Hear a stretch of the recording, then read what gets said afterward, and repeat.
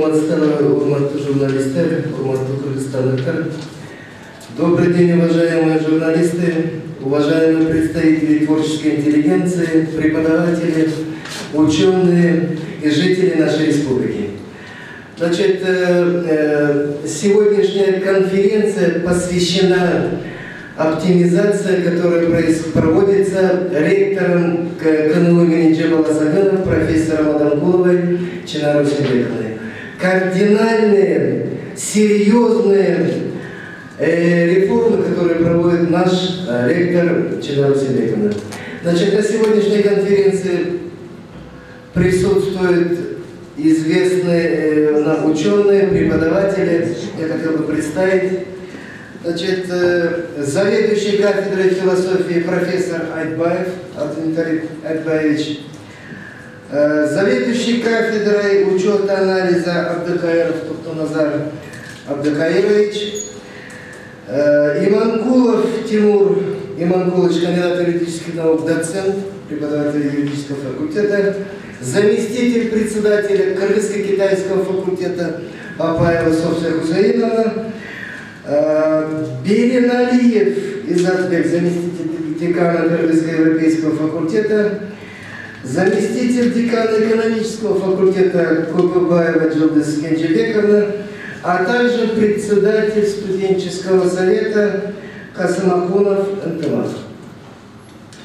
Ну, я вкратце хочу начать на сегодняшнюю конференцию. Вы знаете,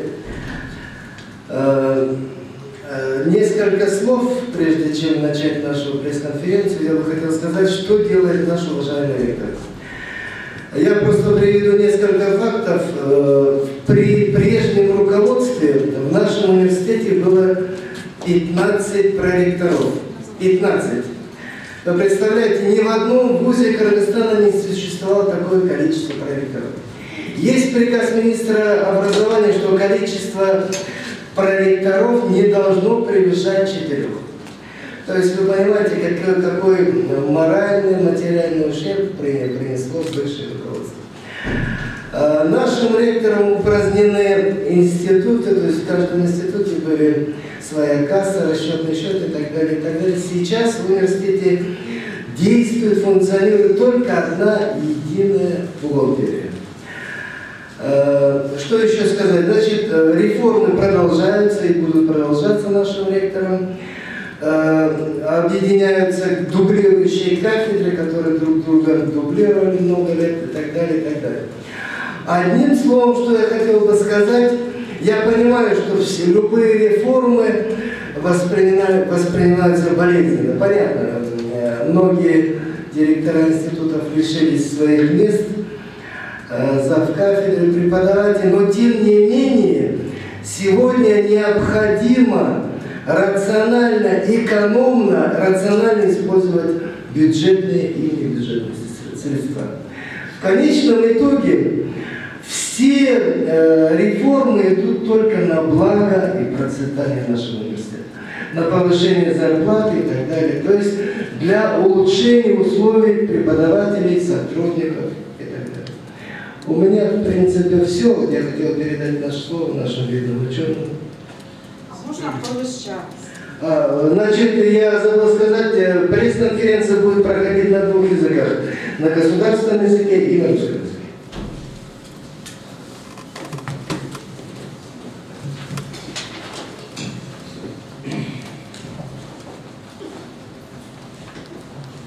Урматтуу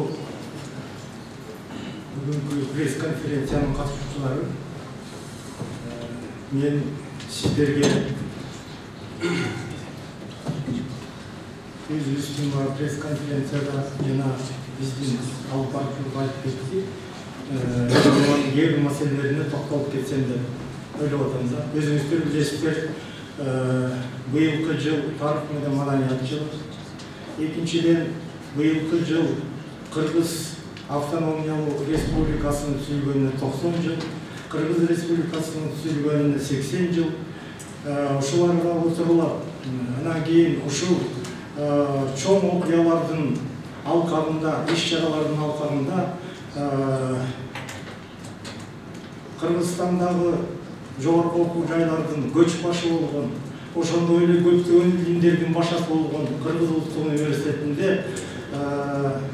көптөгөн өзгөрүүлөр, жаңылануулар болуп жатат. Эми ошол жаңылуулардын негизги өзөгүн түзгөн бул биздеги окуу процесси оптималдаштыруу маселеси болуп эсептелет.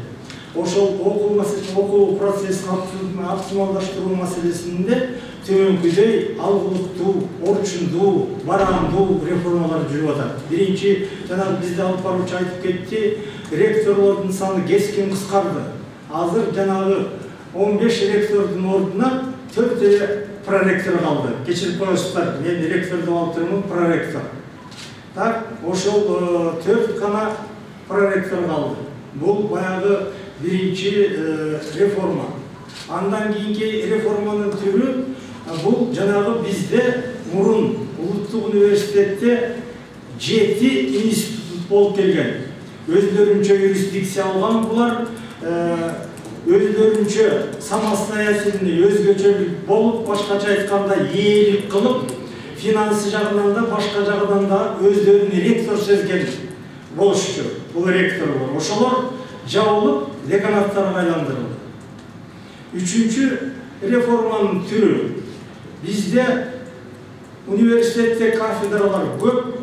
Ошол кафедралардын ар бир факультетте кафедралар 8-тен болсо, 7-ден 8-ден болсо. Азыр ошол кафедралардын саны кыскарып, 2-ден 3-тен гана калды. Андан кийинки болуп жаткан реформанын дагы бир түрү, бул бизде мурун контракт менен түзүлчү 1 жылга мугалимдер менен, анан кийин кээ бир кызыкчылыктар көңүлгө алынбай калчу. Азыр болсо ректорат окумуштуулар кеңеши тарабынан конкурстук тандоо менен мугалимдерди алуу, ошондой эле кафедра башчыларын, деканаттарды шайлоо маселесинин жобосу иштелип чыкты. Анан эми ушул нерселердин бардыгы оңой болгон жок. Көп каршылыктар болду, көп тоскоолдуктар болду. Себеби дегенде жанагы өзүңөр билесиңер, диалектиканын закону бар. Диалектиканын законунда эскичилдик менен жаңычылдык дайыма күрөшүп келет. Бул диалектиканын аксиомасы новаторлор менен консерваторлордун ортосунда. Эми баягы бул адам кулуба баштаган реформаны көрө албагандар, консерваторлор бар. Ал консерваторлордун ичине жанагы өзүнчө ректор сезген тиги институттун директорлорун эсептесек болот. Себеби дегенде алар өздөрүнчө университеттен профилдик кафедралар болуп турса, кафедраларды ачып алышкан. Коомдук илимдер кафедрасы, математика кафедрасы, тил кафедрасы деп бир жактагы университеттеги профилдик кафедралардын сааттарын бербей, өздөрүнүн тааныштарына, жакындарына берген бул сааттардын бардыгын. Анан кийин штаттар аябай көбөйгөн.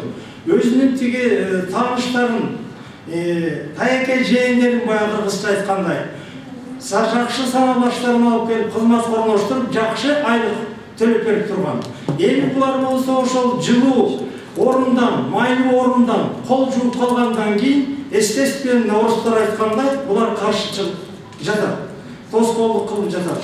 Анан бирок университетти чындап сүйгөн, ошол университетте азыр иштеп жаткан, университетке күйгөн патриоттору азыркы жаңы команданын, башкача айтканда жетекчиликтин иш аракеттерин колдоп жатабыз. Жана мындан ары да колдой беребиз. Мен ойлойм, бул реформа өзүнүн максаттарына жетет деп.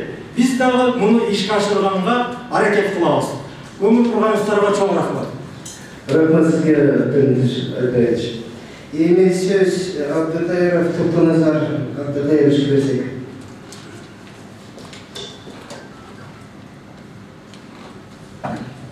Саламатсыздарбы, пресс-конференциянын катышчылары, мына алдыда сүйлөгөн менин коллегаларым, университетте, Улуттук университетте кандай реформа жүрүп атат, оптималдаштырылуу кандай өтүп атат, бул жөнүндө айтып кетти. Мен бир аз экономист катары цифра менен içine толуктап коеюн деп чечтим.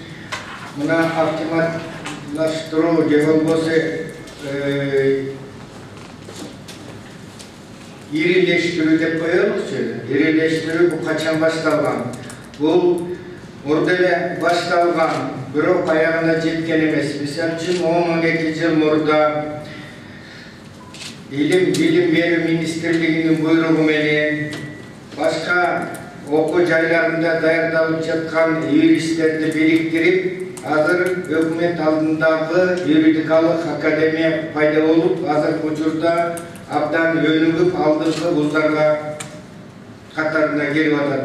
Андан кийин экономисттерди ирилештирүү башталды эле, бирок бул маселе аягына чыкпай калып, кайра башталды. Бул эмне үчүн ушундай келип калды? Биринчиден, эгемендүүлүктү алганда жана илим жөнүндө мыйзам кабыл алынгандан кийин бардык жерлерде жаңы окуу жайлары пайда болуп, өзүн билим кайталаган адистерди даярдалган адистердин сапаты анча азыркы учурга жооп бербеген учур болуп калды да, ошону билген президентибиз өзү контролдоп өкмөт башчысына бир иштерди даярдап берди да, муну өкмөт башчысы концепция ирилештирүү боюнча кабыл алып, мына ушул бардык окуу жайларында жүрүп жатат. Аларда кандай жүрүп атат? Аларда кагаз жүзүндө жүрүп атат. Национальный университетте бул иш жүзүндө аткарылды. Кандай кыскартуулар болду, муну айтып кетишти. Эми ушул кыскартуунун эсебинен 650 киши кыскарды, 600. Ошону акчалай эсептеп келгенде 60 миллион сомдук акча каражаттары экономдолду. Бул акчалар кайда кетти? Булар бюджеттик факультетте иштеген мугалимдердин зарплаты айына 4,5 миң сомго, контрактта иштеген мугалимдердин айлыгын 2 миң сомго көтөргөнгө өбөлгө түзүлдү. Экинчиден, студенттерден бюджеттен түшкөн акчаны контролдоо мүмкүнчүлүгү пайда болду. Кандай пайда болду? Бул единый электронный платформа деп коебуз, бир автоматташтырылган системаны киргизип, ошол система ай сайын прозрачный көрүнүп турат, кийин кайсы жака кандай акча кетип атат. Ошол үнөмдөлгөн акчанын эсебинен ремонттор жүрүп атат, жаңы окуу куралдары сатылып келип атат. Андан башка көп иштер жасалып атат. Андан башка айтар сөз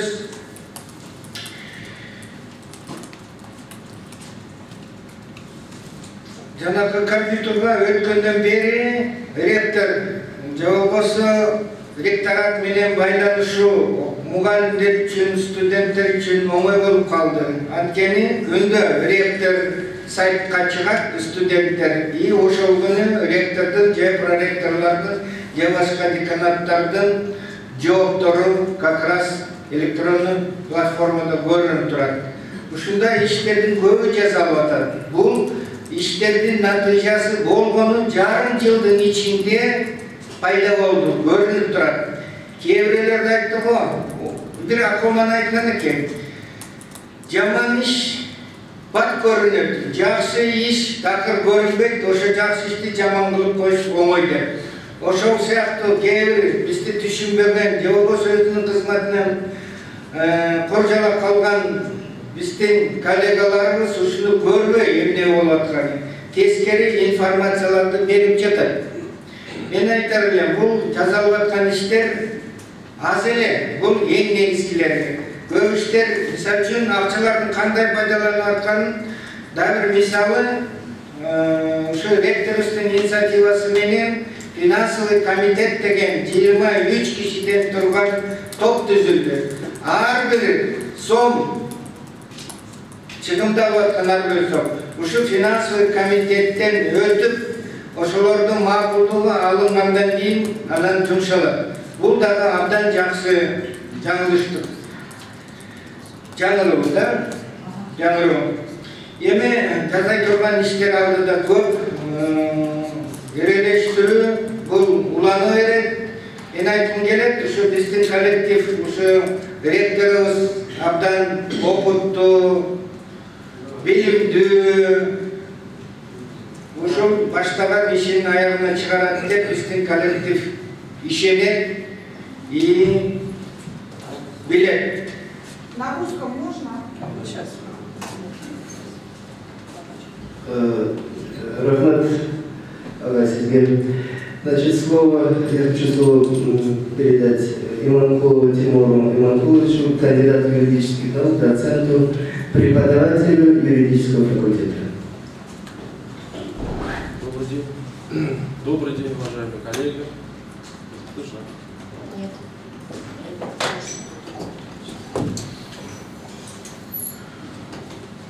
Я, как юрист, как правовед, привык оценивать деятельность любого человека через призму закона.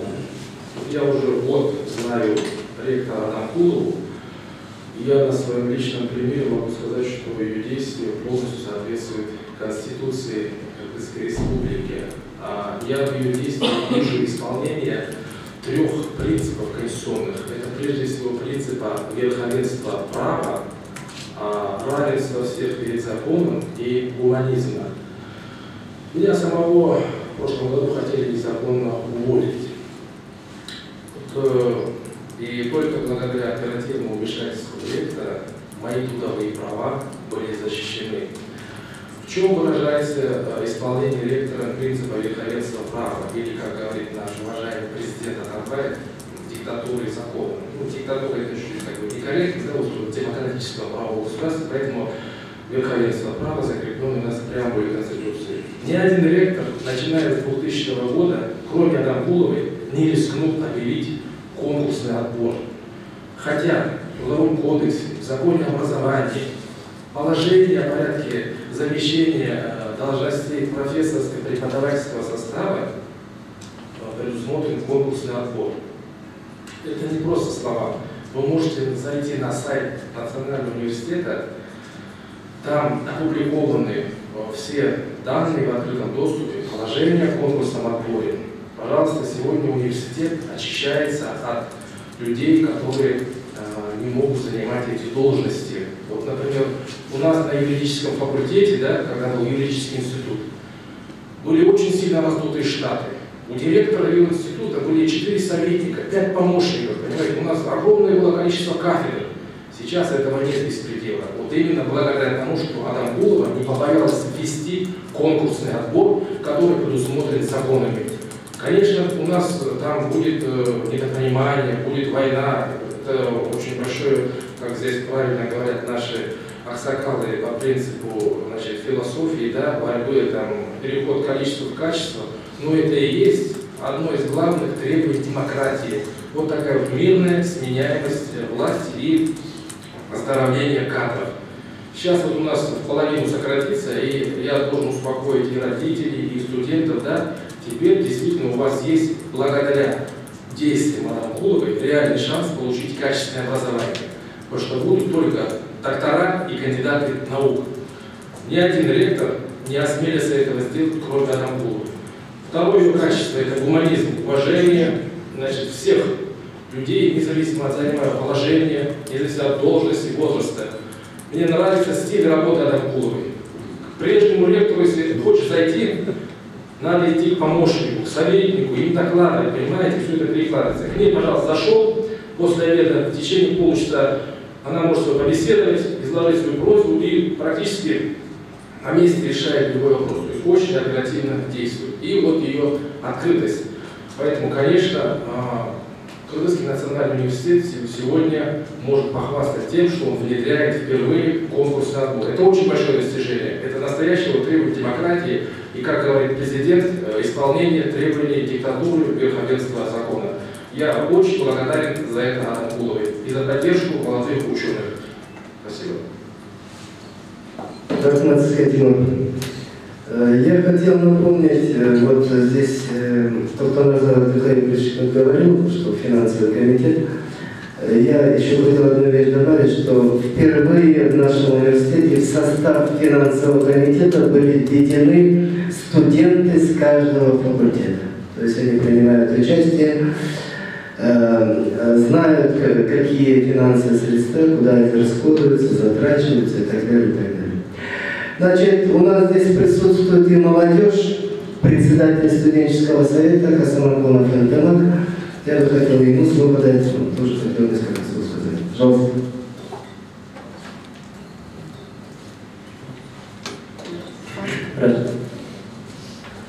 Саламатсыздарбы. Biz Kırgız Ulluğu Üniversitesi'nin önümüşünü bardық көчөрүздү жумшайбыз студенттер мурунку ректордун убагында эч кандай колдоо алынган эмес. Азыркы Чынара Өсөнбековна келгенден кийин ыраазычылык билдирип өткүм келет. Чынара Өсөнбековнага студенттик совет түздүк, студенттердин бардык үнүн уга баштады. Студенттик кеңештин ою, студенттердин ою баалана баштады азыркы учурдан баштапчы. Бардык жерден ошондой эле коррупция боюнча айта кетсем, коррупцияда мурунку ректор өзгөргөнгө чейин студенттер менен мугалимдер отуруп эле экзамен алышчу. Азыркы учурда мугалим менен студент көрүшпөй туруп экзамен тапшырышат, студенттер модульда тапшырышат, бесконтактный болушат. Ошондой эле мен өзүм студент катары айта кетсем, модульда бара калабыздагы фамилиябызды жазып туруп, аны бекитип коебуз. Эч кандай мугалим окуй албайт, аны бир гана комиссия текшерет. Саламатсыздарбы, урматтуу массалык маалымат каражаттарынын өкүлдөрү. Мен бир нерсени айткым келип атат. Мынакей барыбыз жогорудагы айларыбыз идеялерибиз айтып кетти. Чынара Адамкулова, Чынара Өсөнбекованын келиши менен кандай реформалар болуп аткан. Мен дагы бир нерсени кошуп айткым келип атат. Барлыгыбыз билебиз, ар бир вузда, ар бир университетте өздөрүнүн жанагы чечүүчү окумуштуулар кеңеши деген топ болот. Алар мисалы мамлекеттин жогорку иштерин чечүүчү бул жогорку кеңештин кароосуна өтө турган болсо, вуздун дагы чоң иштерин чечүүчү бул окумуштуулар кеңешине өтөт да. Ошондой сыяктуу, ошол эле окумуштуулар кеңешине ошол азыркы мына 2016 окуу жылынан баштап студенттер дагы ошол чоң окумуштуулар кеңешинин катарына дагы киришти да. Бунун менен биз толук демократиялык принциптерге ээ болуп, студенттер өзлөрүнүн ойлорун, өзлөрүнүн чечимдерин, өзлөрүнүн болгон үндөрүн ошол жогорку органга, жогорку жерден ошо айтып, ошо өздөрүнүн маселелерин чечүү. Же болбосо студенттер менен ректораттын, студенттер менен администрациянын ортосундагы бир мост болуп ошол иштерге катышып атат деген ойду айткым келип атат. Бул дагы өтө чоң иштердин бири. Мынакей бардыгыңыздар агайлар эжелер билишет, бул окумуштуулар кеңешинин катарына студенттер киргени бул бир дагы азыркы СНГ мамлекетинде жок. Бул биринчи жолу бизден Кыргыз Улуттук университетинен башталды. Ошол менен студенттер күнүн толук жеткизип, өзлөрүнүн көйгөйлөрүн айтып, мурун болсо кандай болгон, мурун өздөрүнүн көйгөйүн айтмак турсун, азыр биз ректорго дагы кире алчу эмеспиз да.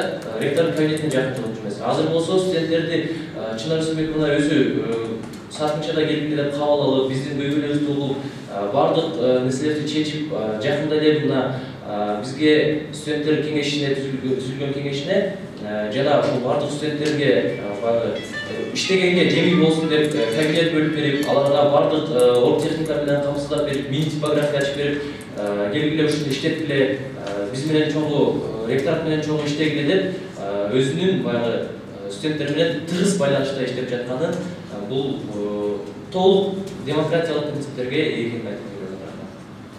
Ошондой эле айта кетчү нерсе, Кыргыз Улуттук университетинин өнүгүшүнө студенттер бардыгыбыз бар күчүбүздү жумшоого жана ректорубузду колдоого даяр экенибизди айта кетким келет.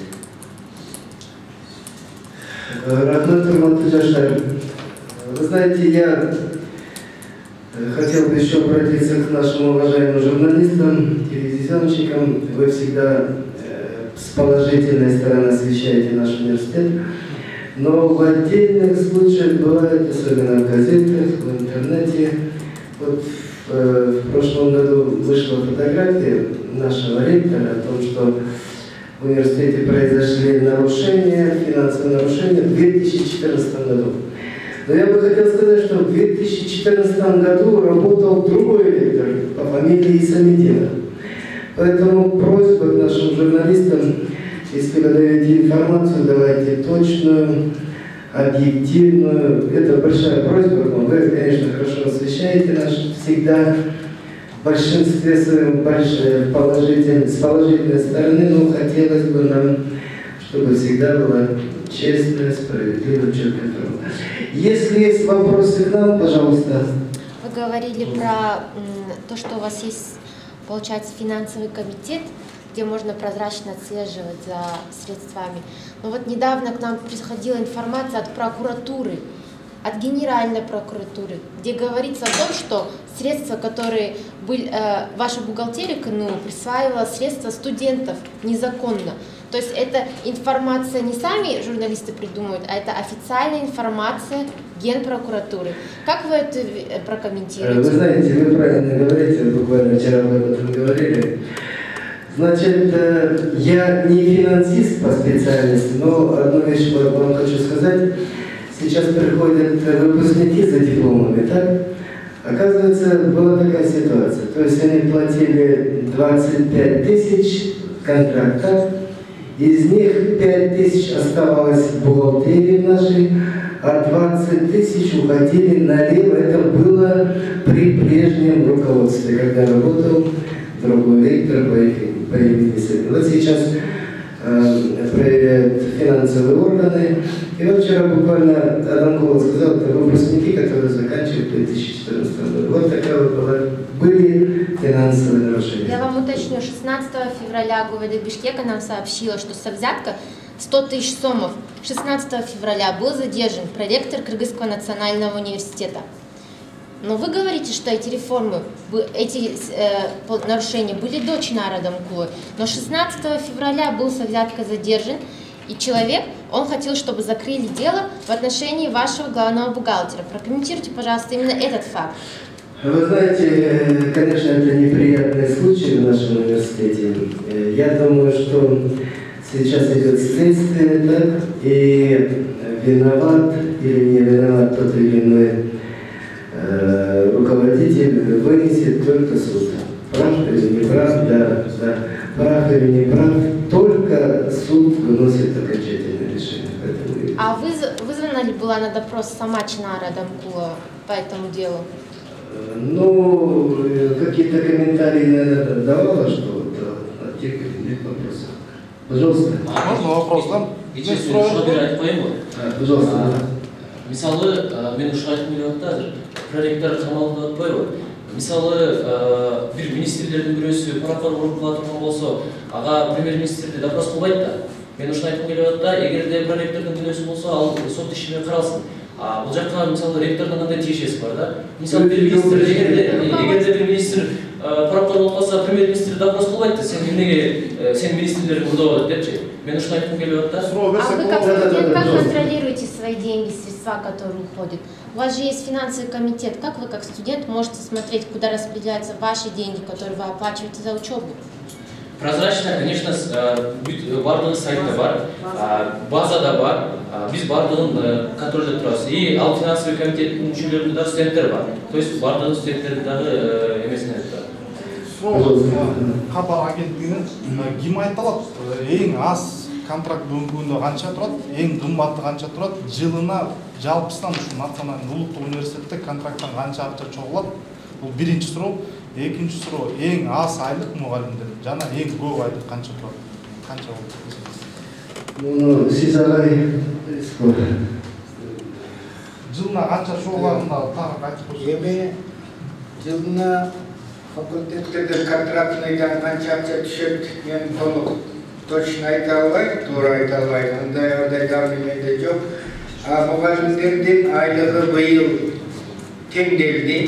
Мұрда әрбір институтта өзінің түскен ақшасына қарата институттың директорлері өзінің қалаусымен бойынша азыр мынареке ерелескенден кейін мен айтпадым 60 миллион деп ошондо жана бюджетный мұғалімдерге 4,5 1000 сом кошулду айлыгына, контракт иштегенге 2000 сом кошулгандан кийин университет иштеген бардык мугалимдердин айлыгы кеңейди. Мен көп алам, мен аз алам деген жок. Bir stavkaga bir de koyuldu. Anan her bir muhallimdin stajına, svanyasına, anan bilimini, şunday nadbavkalar var, koşunca. Oşoğa karata arkanday oluşu kalışı, bir o stavkası, dil stavkası. Doçentlik özünce, profesörlük özünce, starшы преподаватель деген бар, aga okutucuların özü arkanday. Ошондо эң азы канча, эң көбү канча ошо? Эми ал мугалимдердин өзүн жана мен айтпадымбы, ар бир мугалимдики индивидуальный, да?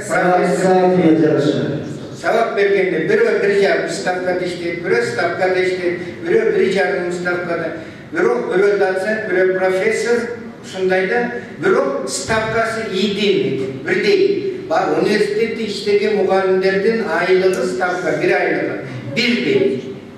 Аназыр бөлінбейді, бюджет, ана контрактта бөлінбейді. Контракт бойынша айтып қойсаңыз, ең аз контракт қаншасы тұрады, ең қымбаты қаншасы? Еме, биылғы контрактты өзіңер білесіңер, өкіметтің постановлениясымен минимальный қойылды, анан қалғанын өзі вуз чечет. Мурда болса антимонопольный комитет деген, ошол бекитип берчү. Быйылдан баштап жаңы положение чыкты, ар бир жогорку окуу жайы, ар бир специалисттер боюнча өзү коёлат. Эми ушул жөнүндө азыр плановый отдел, финансовый комитет, башка структуралар азыр иштеп жатат. Эми средний 30 эмес, эң аз, эң көбү канча? Баардыгында сандар 16 миңден 40 миңге. Эми мен өзүмдүкүн айтсам, мен 11.000 сом, ең азы 11.000 сом, ең көбі 31.000 сом почетси бар. Ушундан бир тактап кетиңиз, эмнеге ушунчалык кымбат контракт? Эмне мен маанисинде да ошо контракттар кымбат? Эми контракттарды жөн эле мен каалагандай кое албайт да контракттын суммасы. Буга ошого баланы окутканда, аттестатты окутканга кеткен чыгымдардан түзүлөт. Кайсы чыгым керек, ошонун эсебинен чыгат да средний. Көчөлөр ошо финансовый комитетте сөз болду, канчадан болобуз деп, одан азыр плановый отдел калькуляциясын түзүп отур. Ар бир кезде өзү калькуляцияда түзүлүп, анан айтылат да. Ал жөн эле мынча коюлуп, тиги мынча коюп аттыр, мен мынча коюлум деген ал болбойт. Бардыгы закон негизинде, учеттун негизинде. Айта кетсек, бул жерде көп деп айтууга болбойт контрактты, себеби дегенде университеттин өнүгүшү үчүн каражат керек, туурабы? Алдыңкы университеттердин катарындагы Кыргыз Улуттук университети, алдыңкы университеттердин катарынан эсептесек, эң аз контракт бизде Кыргыз Улуттук университетте. Чейин башка университетке караганда. Мисалы, чет өлкөгө чыгып окуйт үчүн ал жерде контракт 100 миңден жогору. Себеби аларда ошончолук жакшы шартталган. Биз ошондой шартты жакшы түзүү үчүн контрактты ар бир баланыкы өзүнө жумшалат. Шарт түзүш үчүн. Жакшы образование коюш үчүн. Бул суроону эмнеге берген себебин айтып коеюн. Анткени бир контракттан жылына аябай көп акча чогулат, чынбы? Ошону мындай так эсептеп келгенде аябай миллиондогон акчалар чогулат. Ошону университетке сиз айткандай жумшалса, бүгүнкү күндө көрүнүш башкача болмок. Ошон үчүн суроо берип атам. Жылына бир контракттан канча акча чогулат деп так. Мындай да, кечиресиз, мынакей. Бул жерде бизде деген бир бюджеттик место бар. Бизде Кыргыз Улуттук университетинин базасы абдан чоң. Ошол бюджеттин эсебинен бардык мугалимге акча төлөнөт. Ошондой эле бардык коммунальный услуга деген бар. Свет, суу, бардык ошо аренда. Кыргыз Улуттук университет көп корпустан тургандыктан анын баарын каржылаш керек. Ошонун баарына кетет средствалар. Так как университет носит статус национального, ему больше финансируется из государства, чем другим университетам. Теперь можно вопрос по поводу юридических... Извините, пожалуйста, мы вот хотели добавить замдекана экономического факультета, по предыдущему вопросу. Хотелось бы добавить заместитель декана по учебной работе. Как заместитель декана по учебной работе, что в данный период, несмотря ни на что, Национальный университет во главу угла ставит качественное образование. В этой связи проведены немаловажные, решительные, прогрессивные реформы. Если даже перечислить некоторые из них, Вот, допустим, рубежные итоговые экзамены принимаются письменно, бесконтактно, анонимно. Также полностью государственная аттестационная комиссия полностью состоит из внешних участников. Это тоже немаловажно. То есть оценить качество полученных знаний студентами могут оценить участники извне. Также обучение ведется в современных аудиториях, оборудование новейшими компьютерами, электронными досками. Я так думаю, это такие основные факты, которые должны обратить внимание наших журналистов. Можно уточнить по поводу юридических лиц? Сколько в национальном юридических лиц, сколько было в прошлом году? Если у вас были реформы, то, возможно, было снижение. Можете количество назвать юридических лиц? Я единственное, за всех не могу говорить, но я могу сказать по юридическому институту. Вот был юридический институт. Там в руководстве были люди, у которых даже не было ученых степеней, званий, понимаете? Потому что не было конкурсового отбора. Там была девочка, которая сразу закончила юридический институт и тут же назначили замдиректора. Хотя у нас есть доктора, кандидаты, да я сам кандидат, простой преподаватель, я в Москве учился. Конечно, у нас будет недовольство. И вот эти вот люди, да, нас заставляли дежурить бесплатно, выполнять какие-то повинности, понимаете? Мы находились в состоянии рабов. Спасибо Адамкуловой, что она ликвидировала вот это все. Количество юрлиц можно? Количество юрлиц? Одно. Один. По такому принципу, понимаете? Один вуз, одна бухгалтерия. Вот.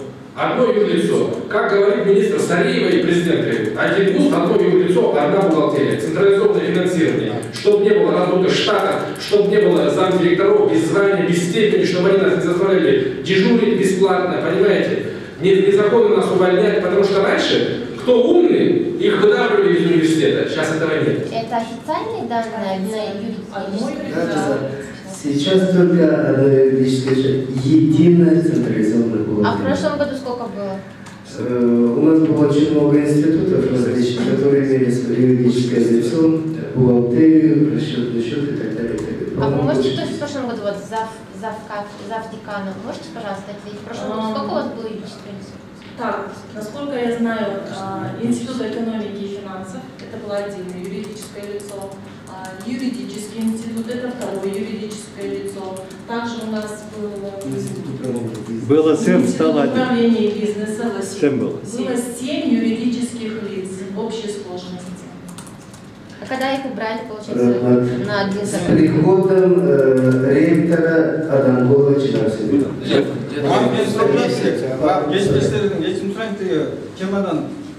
Шектеп кетпейді да, мен сұрауым жаңағы 650 киши қысқарды дедіңер, ошол қандай себептерменен қысқартқан бірінші сұрауым да. Анан ошол эле маалда ректорго каршы чыкканда кыскартып кеткен жокпу? Мен ушул немеде кандай негизде кыскарткан. Анан мисалы үчүн ошол кыскартылган кафедра немелердин арасында жакшы иштеген мугалимдер бар да, ошолорду жумушка тартуу боюнча аларды алып калуу боюнча неме кылганбы анан бұл келишим түзүлгөн да университет мененчи мугалим болуп иштеп аткан. Ошол келишимди жокко чыгарганда алар сотко берсе силер кандай чара көрөсүңөр? Доктор Назарбаев, мен жооп берип коеюн, жакшы суроо бердиң. Биринчиден, жанагы институттарда штаттар аябай көбөйгөн деп атпайбызбы? Даже кээ бир директорлор, институттун директорлору өзүнүн машиналары шоферлору менен болгон. Ошол учурда проректорлор служебный машина деп коебуз го, кызматтык машина, ошолор жок болгон. Эми бул каяктан чыкты 650 киши? Бир эле факультетте учебный час, бухгалтерия, зам бухгалтер, помощник, советник, анан практика, ушундай административно-управленческий персонал ар бир институтта болгон. Ошол эле отдел университетте болгон, бери-бери эмне кылган, дублирует этип турган. Ошолорду карап чыккандан кийин жанагы институттар жоюлганда, ошол штаттар кошо жоюлду. Бирок айтып кетчү нерсе, ал тиги ректорга жагат бул жакпайт деген сөз болгон жок. Ошондо иштегендердин көбү мугалимдик эсепке өттү, аларга саат берилди. Эгер каалаганы жок болсо, алар башка жакка кетишти, компенсацияларын алышты. Көпчүлүгү жумушка орноштурулду. Bir dagı mugallim, bir dagı kıskартылган сотрудник жумуссуз калган жок. Бардык директорлор, институттар кызматтан алынгандан кийин жоюлганына байланыштуу. Ошолор азыркы учурда факультеттерде профессор, доцент болуп, биз катарлуу эле өзүнүн нагрузкасын аткарып атат. Bir dagы кеткен иш болгон жок. Эми кетти каалабагандар. Эми билесиңерди, жаңы коллектив руководство нески деп, меники сеники деп бөлүнөт го, бирок андай болгон жок. Ушуну айтып кетим. Бүгүнкү күндө бардык институттар жоюлду ошондо. Бардык институттар биринчи окуу жылы башталганча бардыгы жоюлду, бардыгы факультет болду, бир да институт жок. Жана Жомда толтап коюн. Жана шофер немелерди окуйсузбу? Ошолор боюнча кылмыш ишин ачканга четекенде, анткени бул жерде өзүнүн ишинен кыянаттык менен пайдалануу немеси болуп атпайбы? Бул силер кандай жооп бересиңер? Жок, кыянаттык иш болгон жок. Ар бир институт өзү тапкан акчасын өзүнүн чечими боюнча акча расход экономикалык жактан эме болуп атпайбы? Баягы мамлекеттик университеттин бюджетинин эсебинен эме болуп атат, ошол шоферлор жабылып. Мындайда жок. Бул ар бир институттун банкада өзүнүн счету болгон. Студенттерден түшкөн акча ошол жакта жыйналган. Директор өзүнүн көрсөтмөсү боюнча штаттык расписаниянын түшкөн, мугалимдерге акча төлөгөн, советниктерге төлөгөн, шоферго төлөгөн, машинасынын бензинин төлөгөн, өзү акчасын өзү расходдоп турган. Ученге университеттин эч бир тиешеси жок болгон. Мына ошолордун баарын жойгондон кийин 60 миллион деген эмне деген акча? Азыркы учурда 60 миллион сом экономия болду. Мына ошол 60 миллион сомдун бир бөлүгүн зарплаты көбөйткөнгө, жогорулатканга берди, калгандары ремонтко, жаңы башка бар да проблема. Ошо проблемалар чечкенге кетти. Ал эми кылмыш иши деп айта албайбыз. Жок, мен айтайын деген мындай болуп атат да. Бул ушул күнгө чейин экономикалык жактан баягы чыгарышаларды азайтпаган, бул жогорку буга чейинки ректор дейт, ушулардын шалаактуулугунан неме болуп жаткан жокпу деп айтып атам да. Ошолорго кылмыш ишин ачыш керекпи? Ошол баягы эмне үчүн ошол мал деле ушундай чыгарышаларды азайткан эмес? Ректор ошонун баарын көзөмөлдөш керек болсулар. Илдетин сагат каралбаган мурунку немелерди айтып атам да. Эми мындай дейм, ар бир институттун өзүн как юридический лицо катары кетип атпайбы. Институт экономики и финансы десе, бул как юридический лицо катары өзүнүн акчасын өзү билген. Өзүнүн акчасын өзү сарптаган. Буга ректордун тиешеси көп болгон эмес. Көрдүңөрбү? Анткени сен таптыңбы? Өзүң жокту деп атат. Өзүң зарплата бер деп атат. Өзүң кош деп атат. Самостоятельность деген барбы? Өзүн тейлөө деген бар, хозрасчет деп коебузбу? Колары хозрасчет болгонда. Хозрасчет. Ал бул жерде присвоение болгон жок. Просто штат менен законный мугалимге төлөгөндү деле шоферіне төлөп берип турду да. Бул мындай эми ал ким акчасына карап неме кылат да, расходун ченейт деп турабы? Рахмат, мен бир кошумча кетейин, чоңчуйт. Кээ бир директорлордун 4-5 орун басарлары болгон. Булар өзүнчө айткандай, это почти мини-ректор болуп калган. Карайсызбы? Эмне дегенде, орусча айтканда, это раздутый штат, штаттардан тышкары ашып кеткен. То есть мына нецелевое использование бюджетных и небюджетных средств. Суроолор дагы. Сиздерге чоң рахмат, урматтуу журналисттер. Всем большое спасибо за участие Всего хорошего.